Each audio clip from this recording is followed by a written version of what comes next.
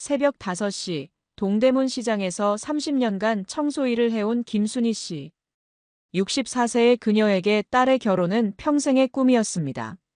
하지만 상견례 자리에서 터져나온 예비 시어머니의 충격적인 한마디는 그녀의 마음에 깊은 상처를 남겼습니다. 오늘 이야기 어디에서 듣고 계신가요? 댓글로 알려주시면 더 반갑고 가까운 느낌일 것 같습니다. 구독과 좋아요도 잊지 말고 눌러주세요. 청소부 따위가 감히 우리 3대 의사 가문의 사돈이 되겠다고. 그런데 바로 그날 밤 TV 뉴스에서 흘러나온 놀라운 소식이 김순희의 인생을 완전히 바꿔놓게 되는데, 과연 그 소식은 무엇이었을까요? 새벽 4시 동대문 시장은 아직 잠에서 깨어나기 전이었습니다. 노란 가로등 불빛이 물기 어린 바닥에 길게 늘어져 있었죠. 시장 구석 어시장에서는 김순희가 고무 장갑을 낀 채 바닥을 닦고 있었습니다. 64세의 나이가 무색하게 순희의 손놀림은 여전히 빨랐습니다. 순희 이모, 오늘도 일찍 나오셨네요. 생선 좌판을 펼치던 상인이 반갑게 인사했습니다. 순희는 얼굴에 주름이 깊게 패인 미소를 지으며 고개를 끄덕였죠. 물고기 비린내는 빨리 안 닦으면 하루 종일 가시지 않잖아요. 순희는 손에 묻은 물기를 털어내며 일어섰습니다. 허리가 좀 아팠지만 티를 내지 않았습니다. 30년 넘게 이 시장에서 일해온 그녀에게 이런 통증은 이미 일상의 일부였으니까요. 이모, 라면 한 그릇은 먹고 가세요. 옆 포장마차에서 일하는 김 씨가 따뜻한 라면 한 그릇을 건네주었습니다. 순희는 감사하다는 말과 함께 국물 한 모금을 마셨습니다. 뜨거운 국물이 몸속으로 스며들며 굳어있던 어깨를 풀어주는 듯했죠. 딸내미 결혼한다면서요? 의사랑 결혼한다고. 순희는 쑥스러운 듯 웃었습니다. 시장 사람들은 모두 그녀의 자랑거리인 딸 민지에 대해 알고 있었습니다. 유명 대학을 나와 간호사로 일하다가 이제는 대학병원장 아들과 결혼한다는 소식은 시장에서도 큰 화제였습니다. 그래요, 다음 달에 결혼식이에요. 아직도 꿈만 같네요. 순희는 라면 국물을 마시며 생각했습니다. 남편 없이 혼자서 키운 딸이 이렇게 훌륭하게 자라 좋은 집안으로 시집 간다니 가슴이 벅차 올랐죠. 혼자서 그 애 키우느라 고생 많았잖아요. 이제 좀 편히 쉬셔도 될 텐데. 순희는 고개를 저었습니다. 아직요. 내가 할 수 있는 한 일 할 거예요. 그게 내 자존심이니까요. 시장을 나서며 순희는 핸드폰을 꺼내 시간을 확인했습니다. 오늘은 상견례가 있는 날이었습니다. 딸의 예비 시댁과 처음 만나는 자리였죠. 순희는 깨끗한 옷으로 갈아입기 위해 집으로 향했습니다. 작은 원룸 아파트에 들어서자 순희는 곧장 샤워를 했습니다. 뜨거운 물이 지친 몸을 덮었습니다. 오랜 노동으로 인해 굳어진 근육들이 조금씩 풀어지는 것 같았죠. 샤워를 마친 뒤 순희는 옷장 구석에 보관해 두었던 정장을 꺼냈습니다. 흔한 디자인이었지만 특별한 옷이었습니다. 딸 민지가 첫 월급을 받아 사준 옷이었으니까요. 거울 앞에 선 순희는 자신의 모습을 살펴보았습니다. 주름진 얼굴, 거친 손, 그리고 평생 노동으로 굽은 허리. 내가 과연 저 고급스러운 집안에 어울릴까 하는 생각이 머릿속을 스쳤습니다. 하지만 곧 고개를 저었습니다. 자신의 삶은 부끄러울 것이 없었으니까요. 엄마. 현관문이 열리며 민지가 들어왔습니다. 29살의 민지는 엄마를 닮아 단아한 외모를 가졌지만 세련된 분위기가 감돌았습니다. 정장 차림의 민지는 성공한 의료진의 모습 그대로였죠. 준비 다 하셨어요? 오늘 상견례 중요하니까 긴장하지 마세요. 준호 씨 부모님도 좋은 분들이에요. 순희는 딸을 바라보며 미소 지었습니다. 민지가 걱정하는 것이 느껴졌지만 아무렇지 않은 척했습니다. 걱정 마라. 엄마가 뭐 실수할 것 같아서 그래. 내가 비록 학교는 많이 못 다녔어도 예의는 알아. 두 사람은 택시를 타고 강남의 고급 레스토랑으로 향했습니다. 창밖으로 흐르는 서울의 풍경을 바라보며 순희는 복잡한 마음을 진정시키려 했습니다. 평생 청소부로 살아온 자신이 오늘 의사 집안을 만난다는 사실이 여전히 믿기지 않았죠. 순이는 차창 밖을 바라보며 25년 전의 기억을 떠올렸습니다. 민지가 중학교에 막 입학했을 때였습니다. 새벽부터 늦은 밤까지 일하느라 딸을 제대로 돌보지 못했던 그 시절, 순이는 항상 미안한 마음이었죠. 마장동 새벽 시장. 순이가 일하던 그곳은 언제나 사람들로 북적였습니다. 소, 돼지 등 각종 고기를 파는 시장이었기에 피냄새와 고기 냄새가 진동했죠.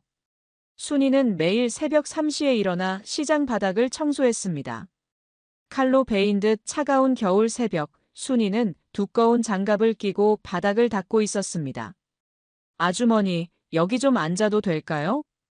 어디선가 들려온 목소리에 고개를 들자 야윈 소년 하나가 서 있었습니다. 15살 정도로 보이는 그 아이는 얇은 점퍼를 입고 있었고 손에는 두꺼운 책을 들고 있었습니다. 순이는 의아한 표정으로 고개를 끄덕였죠. 앉아도 되지. 근데 이런 데서 뭐 하려고? 소녀는 쭈뼛거리며 시장 한 구석진 곳에 앉았습니다. 공부할 데가 없어서 여기서 공부해요. 집이 너무 시끄러워서요. 순이는 소년의 모습이 안쓰러웠습니다. 차가운 바닥에 앉아 공부하는 모습이 마치 어릴 적 배움에 목말랐던 자신의 모습 같았죠. 순이는 청소를 잠시 멈추고 근처 노점에서 군고구마 하나를 사왔습니다. 먹어라. 추운데 뭐라도 먹어야지. 소녀는 놀란 표정으로 고구마를 받았습니다. 감사합니다. 근데 왜 저한테? 순이는 웃으며 대답했습니다. 그냥 내가 우리 딸이랑 비슷한 또래 같아서. 딸도 공부 열심히 하는데 너 보니까 생각나네. 소녀는 감사하다는 말과 함께 군고구마를 먹기 시작했습니다. 손이 파르르 떨리는 것을 보니 정말 추웠던 모양이었죠. 순이는 다시 청소를 시작했습니다. 그 후로도 소녀는 자주 시장에 나타났습니다. 항상 같은 시간, 같은 자리에 앉아 책을 읽었죠. 순이는 매일 아침 두유 한 병을 사다 주었고 가끔은 간단한 김밥도 건넸습니다. 소녀는 항상 감사하다며 환하게 웃었습니다. 아주머니, 제가 의학과에 가고 싶어요. 그래서 지금 열심히 공부하는 거예요. 어느 날 소년이 말했습니다. 순이는 놀라며 소년을 바라보았습니다. 의학과? 대단하구나. 우리 딸도 그러는데 의료진이 되고 싶대. 소년의 눈이 반짝였습니다. 저도요. 저는 나중에 의사가 되고 싶어요. 그래서 아픈 사람들을 도와주고 싶어요. 순이는 소년의 꿈이 자랑스러웠습니다. 순이는 소년의 이름도 묻지 않았고 소년도 순이의 이름을 묻지 않았죠. 그저 새벽 시장에서 만나는 아주머니와 학생의 관계였을 뿐이었습니다. 겨울이 지나고 봄이 왔을 때 소년은 더 이상 시장에 나타나지 않았습니다. 순이는 가끔 그 자리를 바라보며 소년의 안부를 궁금해했지만 곧 바쁜 일상에 잊혀졌죠. 하지만 마지막 날 소년이 남긴 말은 순이의 가슴에 깊이 새겨졌습니다. 아주머니, 나중에 꼭 다시 올게요. 그때는 제가 성공한 모습으로 찾아뵐게요. 도착했어요, 엄마. 택시에서 내리자 화려한 간판의 고급 레스토랑이 두 사람을 맞이했습니다. 순이의 가슴이 쿵쾅쿵쾅거렸습니다. 하지만 딸을 위해 당당한 걸음걸이로 레스토랑 문을 열었죠. 레스토랑 안으로 들어서자 고급스러운 인테리어와 은은한 조명이 순이의 눈에 들어왔습니다. 크리스털 샹들리에가 천장에 달려 있었고 테이블마다 하얀 천이 깔려 있었죠. 순이는 이런 곳에 처음 와보는 듯 주변을 둘러보았습니다. 저기 계세요. 민지가 안내하는 방향으로 고개를 돌리자 창가 쪽 테이블에 앉아있는 세 사람이 보였습니다. 중년의 남자와 여자, 그리고 민지의 약혼자 준호였습니다.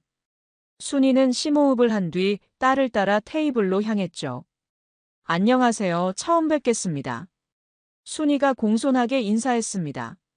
준호는 급히 자리에서 일어나 인사했지만 부모는 가볍게 고개만 끄덕였습니다. 특히 어머니 박영숙의 눈빛이 차갑게 느껴졌죠. 앉으세요. 영숙의 목소리는 단정하고 위압적이었습니다. 순이는 조용히 자리에 앉았습니다. 테이블 위에는 이미 와인이 따라져 있었고 전체 요리가 놓여 있었죠. 민지 씨 어머니께서는 직업이 어떻게 되시죠? 영숙이 민지에게 물었지만 그 시선은 순이를 향해 있었습니다. 순이는 순간 긴장했습니다. 딸이 대답하기 전에 입을 열었죠. 제가 말씀드리죠. 저는 동대문 시장에서 청소 일을 하고 있습니다. 잠시 침묵이 흘렀습니다. 영숙의 표정이 굳어졌죠. 옆에 앉은 영숙의 남편도 불편한 기색이 역력했습니다. 청소부요? 영숙이 믿을 수 없다는 듯 되물었습니다. 목소리에는 경멸이 묻어 있었죠. 순이는 흔들리지 않으려 노력했습니다. 네, 30년째 하고 있어요. 민지를 그 일로 키웠죠. 민지가 재빨리 끼어들었습니다. 어머니는 정말 성실하세요. 제가 의료진이 될 수 있었던 것도 다 어머니 덕분이에요. 영숙은 와인잔을 들어 한 모금 마신 뒤 천천히 입을 열었습니다. 목소리에는 얼음장 같은 냉기가 서려 있었죠. 급도 안 되는 청소부가 감히 우리 집안의 사돈이라니요. 테이블에 있던 모든 사람들이 얼어붙었습니다. 민지의 얼굴이 창백해졌고 준호는 당황한 표정으로 어머니를 바라보았습니다. 하지만 영숙은 전혀 개의치 않는 듯했죠. 어머니. 준호가 나지막이 불렀지만 영숙은 아랑곳하지 않았습니다. 우리 준호가 곧 대학병원장 임용을 앞두고 있어요. 의료계나 학계의 인사들과의 교류가 많을 텐데 이런 자리에 어떻게 청소부 출신의 장모를 데리고 나가겠어요? 순이의 가슴이 무너져 내렸습니다. 평생 딸을 위해 희생한 모든 세월이 헛된 것처럼 느껴졌습니다. 하지만 꿋꿋이 고개를 들고 있었죠. 죄송합니다만 제 직업이 그렇게 부끄러운 일은 아니라고 생각합니다. 순이의 목소리는 작았지만 단호했습니다. 눈에는 평생 살아온 자존심이 깃들어 있었습니다. 영숙은 비웃듯 웃었죠. 부끄럽지 않다고요? 당신 같은 분이 우리 집안에 들어온다는 것 자체가 수치스러운 일인데요. 민지가 자리에서 벌떡 일어났습니다. 어머니를 그렇게 모욕하시면 안 됩니다. 제가 있는 자리에서요. 순이는 딸의 손을 잡아 다시 앉혔습니다. 괜찮다, 민지야. 영숙의 남편이 마침내 입을 열었습니다. 영숙아, 좀 진정해. 여기가 어디라고. 하지만 영숙은 이미 화가 난 상태였습니다. 당신은 가만히 있어요. 내가 지금 우리 집안의 체면을 지키려는 거잖아요. 순이는 자리에서 천천히 일어났습니다. 눈에는 눈물이 고였지만 당당했습니다. 평생 청소부로 살아왔지만 자신의 가치를 알고 있었죠. 저는 비록 청소부지만 딸을 훌륭하게 키웠다고 자부합니다. 민지가 당신 아들과 행복하게 살 수 있다면 그것으로 충분해요. 영숙은 코웃음을 쳤습니다. 행복? 우리 아들이 당신 딸 때문에 앞길이 막힐지도 모르는데 무슨 행복이에요? 준호가 결국 자리에서 일어섰습니다. 어머니, 그만하세요. 제가 민지를 사랑해서 결혼하는 겁니다. 민지 어머니께서는 존경받아 마땅한 분이세요.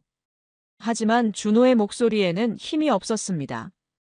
어머니 앞에서 주체적이지 못한 아들일 뿐이었죠.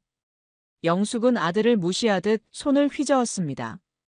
민지 씨, 결혼식에서는 어머니가 앞에 나서지 않았으면 해요. 신부 입장도 축사도 하지 말았으면 좋겠어요. 그냥 조용히 하객으로만 오세요. 순이의 눈에서 눈물이 흘러내렸습니다. 딸의 결혼식에서조차 자신은 숨겨야 할 존재였습니다. 민지는 충격받은 표정으로 다시 한번 일어섰죠. 그럴 수는 없어요. 어머니는 제 인생에서 가장 소중한 분이에요. 순이는 딸의 손을 꼭 잡았습니다. 민지야, 괜찮아. 엄마는 내가 행복하게 사는 것만 보면 돼. 그렇게 말하며 순이는 자리를 떠났습니다. 평생 딸을 위해 살아온 그녀에게 이보다 더 큰 모욕은 없었죠. 하지만 딸의 행복을 위해 자신의 자존심을 접을 수밖에 없었습니다. 레스토랑을 나서는 순이의 뒤로 민지가 쫓아왔습니다. 엄마, 기다려요. 순이는 걸음을 멈추지 않았습니다. 그저 앞만 보고 걸었죠. 모진 세월을 견뎌낸 그녀였지만 오늘의 상처는 너무 깊었습니다. 엄마, 제발 걸음을 멈춰요. 민지의 다급한 목소리에 순이는 마침내 발걸음을 멈췄습니다. 눈에는 여전히 눈물이 고여 있었지만 딸 앞에서 약한 모습을 보이고 싶지 않았습니다. 순이는 손등으로 눈물을 훔쳤죠. 민지야, 엄마 먼저 집에 갈게. 넌 돌아가서 마무리해. 민지는 고개를 저었습니다. 안 돼요. 이대로 끝낼 수 없어요. 시어머니께 사과받아야죠. 순이는 쓴웃음을 지었습니다. 평생을 바닥에서 살아온 그녀에게 이런 모욕은 처음이 아니었습니다.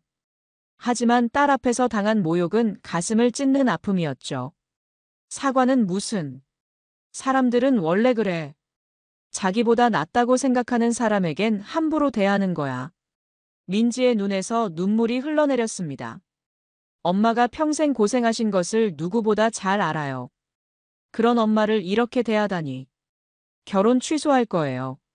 순이는 깜짝 놀라 딸의 어깨를 붙잡았습니다. 안 돼. 내가 좋아하는 사람이잖아. 엄마 때문에 내 인생 망치면 안 되지. 집에 도착한 후 순이는 베란다에 나가 밤하늘을 바라보았습니다. 서울의 밤하늘에는 별이 거의 보이지 않았지만 마음은 이상하게 평온했습니다. 평생 고된 노동으로 딸을 키워온 그녀였지만 이제 그 딸은 자신의 길을 가야 했습니다. 밤 11시 순이는 작은 원룸의 낡은 소파에 앉아 혼자 뉴스를 보고 있었습니다. 상견례에서 받은 상처가 가슴 깊숙이 박혀 있었지만 그녀는 딸을 위해 이 모든 것을 받아들여야 한다고 생각했죠. 창밖으로는 서울의 밤이 깊어가고 있었고 네온사인들이 희미하게 방안을 비추고 있었습니다. 순이는 차가운 보리차 한 잔을 들고 멍하니 TV 화면을 바라보았습니다. 오늘 하루가 너무나 길고 힘들었습니다. 평생을 바닥에서 살아왔지만 딸 앞에서 당한 그 모욕만큼은 받아들이기 어려웠죠. 하지만 민지의 행복을 위해서라면 자신의 자존심 따위는 중요하지 않았습니다. 다음 소식입니다. 대한민국 의학계의 거물이신 이강민 교수께서 오늘 25년 전 자신의 생명의 은인을 찾고 있다고 밝혔습니다. 뉴스 앵커의 목소리가 고요한 방 안에 울려 퍼졌습니다. 순이는 별 관심 없이 뉴스를 듣고 있었죠. 그런데 다음 순간 화면에 나타난 모습에 순이의 눈이 커졌습니다. 25년 전 마장동 시장에서 한 아주머니께서 제게 따뜻한 관심을 베풀어 주셨습니다. 그분의 도움이 없었다면 지금의 제가 있을 수 없었습니다. 화면에는 흰머리에 품이 있는 중년 남성이 나와 있었습니다. 정장을 단정히 차려입은 그의 모습에서는 성공한 지식인의 기품이 느껴졌죠. 하지만 순이는 그 얼굴을 보는 순간 심장이 빨리 뛰기 시작했습니다. 마장동 시장. 순이는 중얼거렸습니다. 25년 전 기억이 물밀듯이 되살아났죠.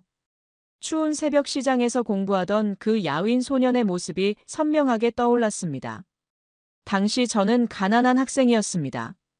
집안 사정이 어려워 공부할 곳이 없어서 추운 시장 바닥에서 책을 펼쳐야 했죠. 그때마다 한 아주머니께서 군고구마와 따뜻한 두유를 건네주시며 격려해 주셨습니다. TV 속 남성의 목소리에는 깊은 감사의 마음이 담겨 있었습니다. 순이는 자리에서 일어나 TV에 더 가까이 다가갔습니다. 그의 얼굴을 더 자세히 보고 싶었죠. 저는 그분께 제 이름도 제대로 알려드리지 못했습니다.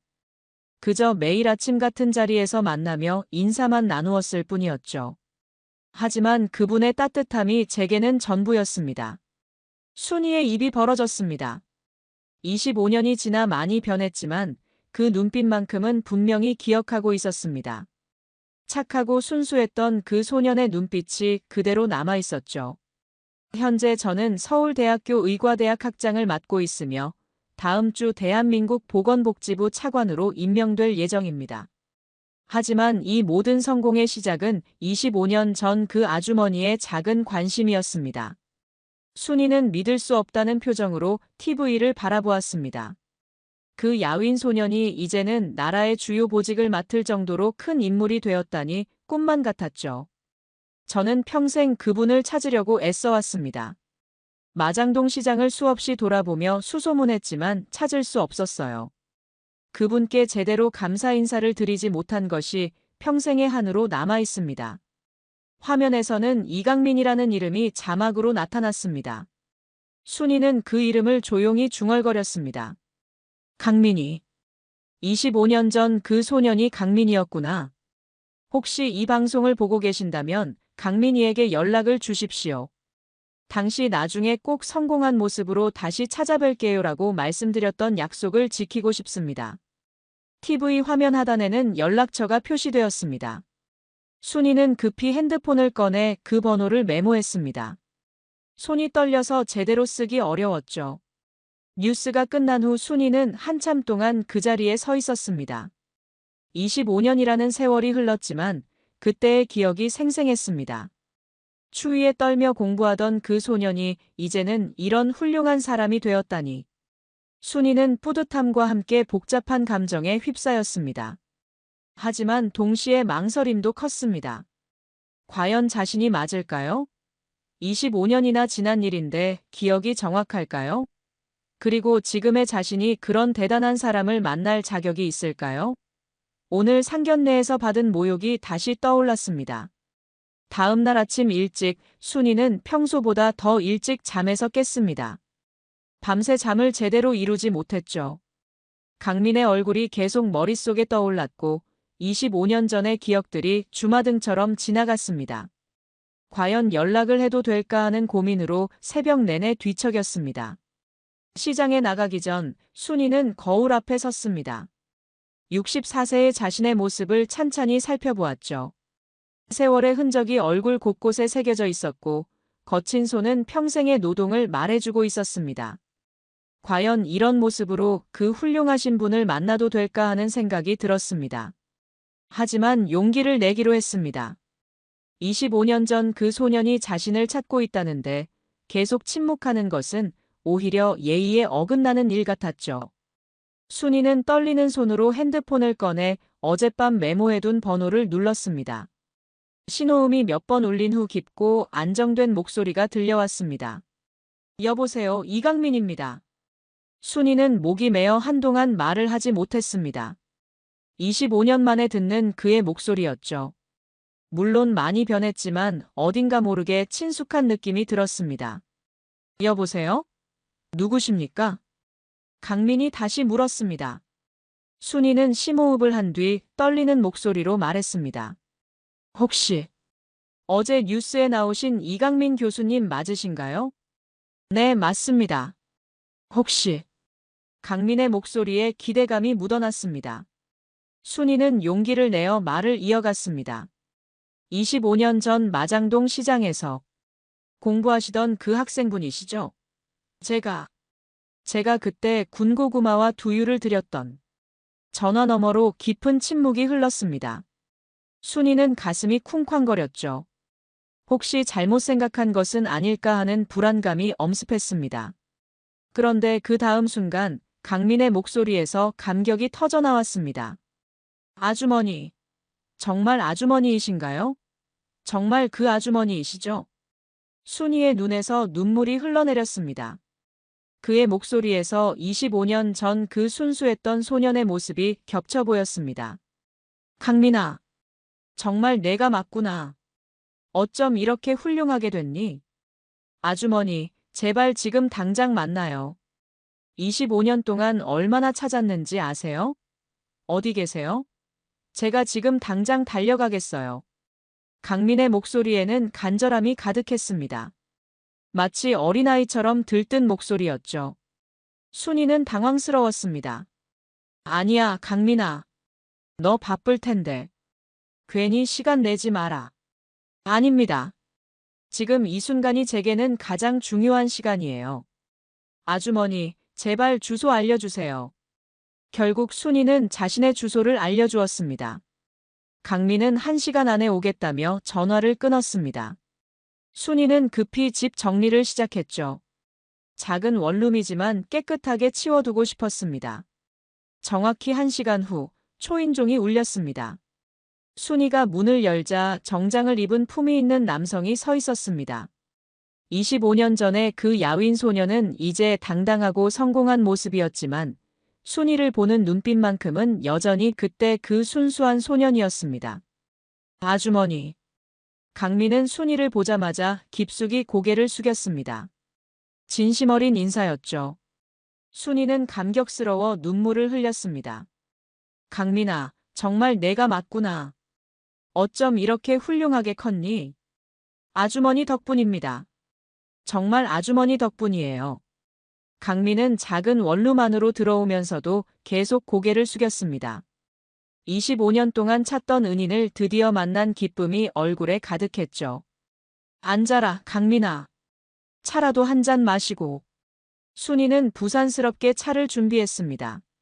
하지만 손이 떨려서 찻잔을 제대로 잡지 못했죠. 강민이 급히 일어나 순이를 도왔습니다. 아주머니, 제가 할게요. 아주머니는 편히 앉아 계세요. 강민은 조심스럽게 차를 따르며 말했습니다. 25년 전과는 정반대의 상황이었죠. 이제는 그가 순이를 돌보는 입장이 되었습니다. 25년 동안 아주머니를 찾으려고 얼마나 애썼는지 모릅니다. 마장동 시장에 수없이 가서 물어봤지만 아무도 아주머니를 기억하지 못했어요. 강민의 목소리에는 진심이 담겨 있었습니다. 제가 여기까지 올 수 있었던 건 모두 아주머니 덕분이에요. 그 추운 새벽 아무도 관심 갖지 않던 저에게 따뜻함을 베풀어 주신 분이 아주머니였거든요. 순이는 쑥스러워하며 손사래를 쳤습니다. 뭘 그런 걸 가지고. 그냥 불쌍해 보여서 그랬던 건데. 우리 딸이랑 비슷한 나이 같아서. 아주머니께서 보여주신 그 작은 관심이 제게는 전부였어요. 추위에 떨며 공부할 때 건네주신 군고구마 1개, 따뜻한 두유 1병이 저에게는 세상 전부였거든요. 강민은 당시를 회상하며 말했습니다.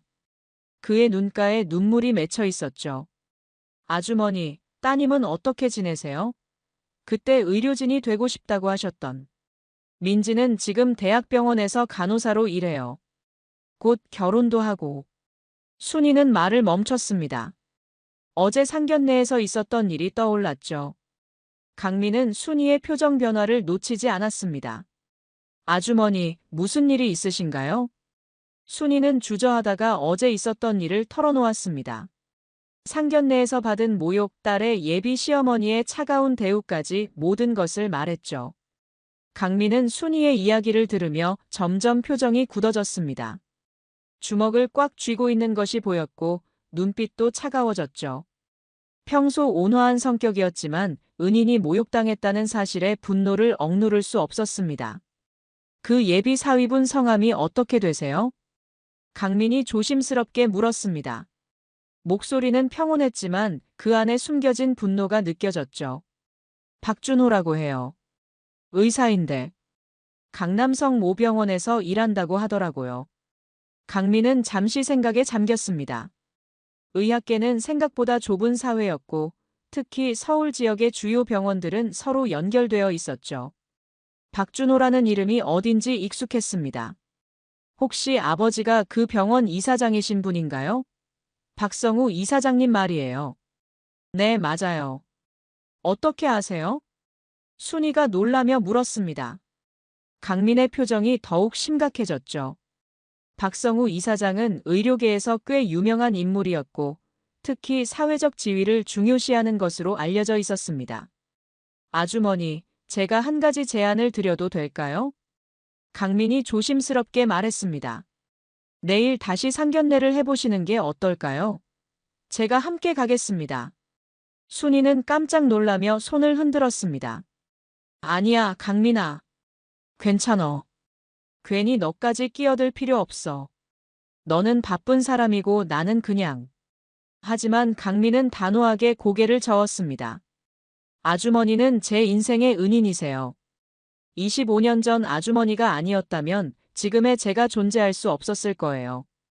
은인의 딸이 모욕당하는 것을 그냥 둘 수는 없어요. 강민의 목소리에는 확고한 의지가 담겨 있었습니다. 순이는 그런 강민을 보며 마음이 복잡했죠. 고마우면서도 미안했고 한편으로는 든든했습니다. 하지만 강민아, 내가 나서면 괜히 너만 곤란해질 수 있어. 그 사람들은 권력 있는 사람들이잖아. 강민은 웃으며 대답했습니다. 아주머니, 걱정하지 마세요. 저도 이 바닥에서 25년 동안 일해온 사람이에요. 그리고 무엇보다 정의로운 일을 하는 거잖아요. 그날 오후 강민은 자신의 사무실에서 박준호에 대한 정보를 찾아보았습니다. 의료계 인맥을 통해 박 씨 가문에 대해 자세히 알아보았죠. 박성우 이사장은 확실히 사회적 지위를 중시하는 인물이었고 특히 체면을 매우 중요하게 여기는 것으로 유명했습니다. 강민은 박준호에게 직접 전화를 걸었습니다. 강민의 연락처를 받은 준호는 당황스러워했죠. 이강민 교수는 의학계에서 누구나 알고 존경하는 거물이었으니까요. 박 원장님, 안녕하세요. 이강민입니다. 아, 교수님. 안녕하세요. 갑자기 연락을 주시다니. 영광입니다. 준호의 목소리는 긴장되어 있었습니다. 평소라면 이런 거물과 통화할 기회도 없었을 텐데 갑작스럽게 연락이 와서 당황스러웠죠. 내일 시간이 되시면 뵙고 싶은데요. 중요한 이야기가 있어서요. 혹시 부모님도 함께 자리를 마련해 주실 수 있을까요? 네, 물론입니다. 언제든지 시간 맞춰드리겠습니다. 어떤 중요한 이야기인지 여쭤봐도 될까요? 강민은 잠시 침묵했다가 대답했습니다.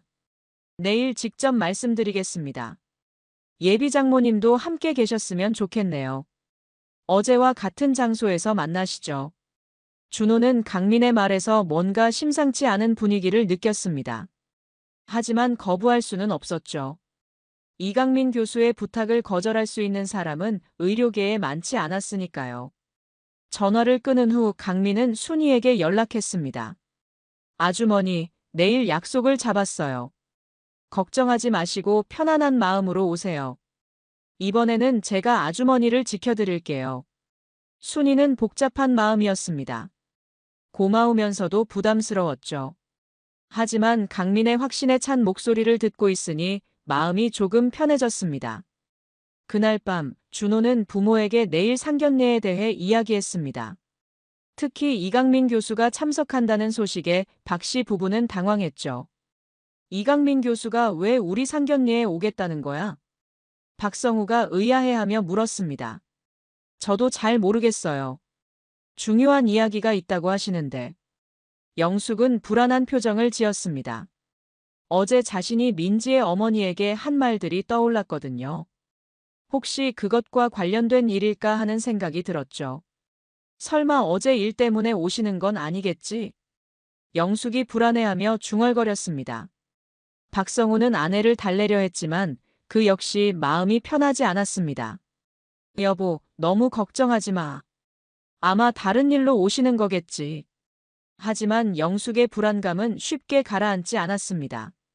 어제 자신이 얼마나 무례하게 행동했는지 생각해보니 식은땀이 났죠. 만약 그것 때문에 이강민 교수가 나선다면.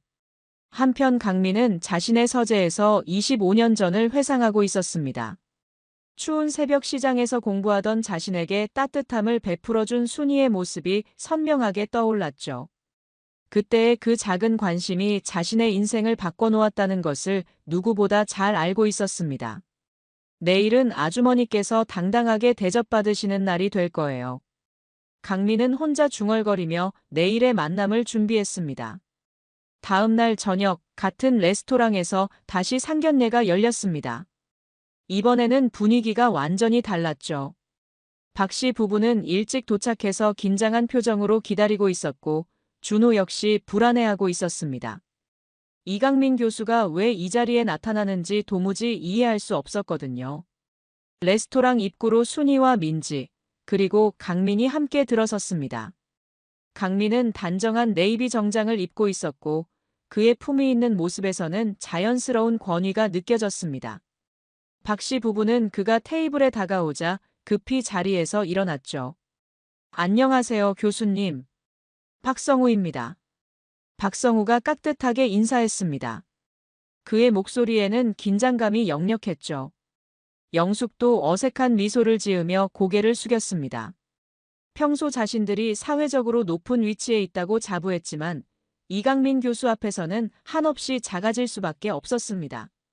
반갑습니다. 이강민입니다. 강민이 정중하게 인사한 후 순이 옆자리에 앉았습니다. 박 씨 부부는 그 모습을 보며 더욱 당황했죠. 어제 그들이 모욕했던 여성 옆에 이런 거물이 앉아 있다니 상상도 못했던 일이었습니다. 교수님께서 오늘 이 자리에 나오신 특별한 이유가 있으신지요? 박성우가 조심스럽게 물었습니다. 강민은 잠시 순이를 바라본 후 천천히 입을 열었습니다. 이분은 제 인생의 은인이세요. 강민의 첫마디에 테이블에 있던 모든 사람들이 놀랐습니다. 특히 박 씨 부부는 믿을 수 없다는 표정이었죠. 25년 전 제가 가난한 의학도였을 때 이분께서 제게 베풀어 주신 따뜻한 관심이 지금의 저를 만들었습니다. 강민은 차근차근 25년 전의 이야기를 들려주기 시작했습니다. 가정 형편이 어려워 시장 바닥에서 공부해야 했던 자신의 처지, 추운 새벽마다 순이가 건네준 군고구마와 두유, 그리고 그것이 자신에게 얼마나 큰 힘이 되었는지를 진심을 담아 이야기했죠. 당시 저는 하루 한 끼도 제대로 먹지 못하는 상황이었습니다. 집안 사정이 어려워 공부할 곳도 없어서 추운 시장 바닥에 앉아 책을 펼쳐야 했어요. 그런 저에게 이 아주머니는 따뜻한 음식과 격려를 건네주셨습니다. 강민의 목소리에는 깊은 감사가 담겨 있었습니다. 박 씨 부부의 얼굴이 점점 창백해졌죠. 그 작은 관심이 제가 포기하지 않고 공부를 계속할 수 있게 해준 원동력이었습니다. 이 아주머니가 아니었다면 지금의 제가 존재할 수 없었을 겁니다. 준호는 놀란 표정으로 순이를 바라보았습니다. 자신의 예비 장모가 이런 대단한 분과 그런 인연이 있었다니 믿기 어려웠죠. 저는 곧 보건복지부 차관으로 임명될 예정이지만 그 모든 성공의 시작은 이분의 따뜻한 마음이었어요. 강민이 말을 이어갔습니다. 그리고 김순이 아주머니의 따님인 민지 씨는 제가 잘 알고 있는 훌륭한 간호사입니다. 교수님께서 민지를 아신다고요? 준호가 더욱 놀란 표정으로 물었습니다. 물론이죠. 민지 씨는 우리 의료진 사회에서도 매우 존경받는 분이시죠. 실력도 뛰어나고 인품도 훌륭해서 환자들과 동료들 사이에서 평판이 아주 좋아요. 특히 환자들을 대하는 태도나 전문성 면에서 모범이 되는 분입니다. 강민은 박 씨 부부를 차례로 바라보며 목소리를 낮춰 말했습니다. 어제 상견례에서 있었던 일을 들었습니다. 박 씨 부부가 움찔했습니다. 영숙은 얼굴이 하얗게 질렸죠. 솔직히 말씀드리면 매우 실망스럽습니다. 사람의 가치를 직업으로만 판단하시는군요. 그것도 이렇게 훌륭하신 분을 그런 식으로 대하시다니. 강민의 목소리는 차갑지는 않았지만 단호했습니다. 박 씨 부부는 고개를 들지 못했죠. 교수님, 저희가 정말 몰라서 그런 거였어요. 만약 알았다면. 영숙이 떨리는 목소리로 말했습니다. 하지만 강민은 그녀의 말을 가로막았습니다. 그게 바로 문제입니다. 알았다면 다르게 대했을 거라고 하시는데 그렇다면 모르면 함부로 대해도 된다는 말씀인가요? 영숙은 할 말을 잃었습니다. 강민의 지적이 정확했기 때문이었죠. 사람의 진정한 가치는 그의 직업이나 사회적 지위에 있는 것이 아닙니다. 이 아주머니처럼 성실하게 살아가며 자녀를 훌륭하게 키워낸 것, 그것이야말로 진정한 성공이 아닐까요? 강민은 순이를 바라보며 따뜻하게 미소 지었습니다. 이 아주머니는 30년 동안 묵묵히 자신의 일을 해오시며 딸을 대학까지 보내셨어요. 혼자서 아이를 키우며 그 모든 것을 해내신 거예요. 그것이 얼마나 대단한 일인지 아십니까? 박성우가 마침내 입을 열었습니다. 교수님 말씀이 맞습니다. 저희가 너무 편견에 사로잡혀 있었네요. 그는 순이를 향해 깊숙이 고개를 숙였습니다. 어머님, 정말 죄송합니다. 저희가 너무 신뢰를 범했습니다. 영숙도 눈물을 글썽이며 자리에서 일어났습니다. 어머님, 정말 죄송해요. 제가 너무 무례했어요. 용서해 주세요. 그녀는 순이 앞에 깊숙이 고개를 숙였습니다. 진심 어린 사과였죠. 준호도 자리에서 일어나 순이에게 정중히 절했습니다. 어머님, 부모님이 정말 신뢰를 범했어요. 저도 함께 사과드립니다. 앞으로는 어머님을 진심으로 모시겠어요. 민지는 옆에서 이 모든 상황을 지켜보며 눈물을 흘렸습니다. 평생 자신을 위해 희생한 어머니가 드디어 제대로 된 대우를 받는 모습을 보니 가슴이 벅차올랐죠. 순이는 그런 박씨 부부를 보며 마음이 복잡했습니다. 어제의 모욕은 여전히 가슴 아팠지만 이렇게 진심으로 사과하는 모습을 보니 마음이 조금씩 풀렸죠. 괜찮아요. 다 지난 일이에요. 순이가 조용히 말했습니다. 그녀의 관대함에 박씨 부부는 더욱 미안해했죠. 강민이 마지막으로 말했습니다. 앞으로는 사람을 겉모습이나 직업으로 판단하지 마세요. 진정한 품격은 그 사람이 어떻게 살아왔느냐에 달려 있으니까요. 그리고 김순이 아주머니 같은 분이야말로 우리 사회가 존경해야 할 진정한 어른이에요. 상견례는 따뜻한 분위기로 마무리되었습니다. 박씨 부부는 순이를 극진히 모셨고 강민은 모든 사람들에게 깊은 인상을 남겼죠. 레스토랑을 나서며 강민이 순이에게 말했습니다. 아주머니, 이제 정말 당당하게 사세요. 아주머니는 누구보다 존경받아 마땅한 분이에요. 그리고 25년 전 아주머니가 저에게 해주신 것처럼 이제는 제가 아주머니를 지켜드릴게요. 한 달 후 민지와 준호의 결혼식에서 순이는 당당히 신부 어머니로서 자리했습니다. 강민도 특별히 축사를 해주었고 박씨 부부는 순이를 가족처럼 따뜻하게 맞이했습니다. 결혼식장에서 순이는 생각했습니다.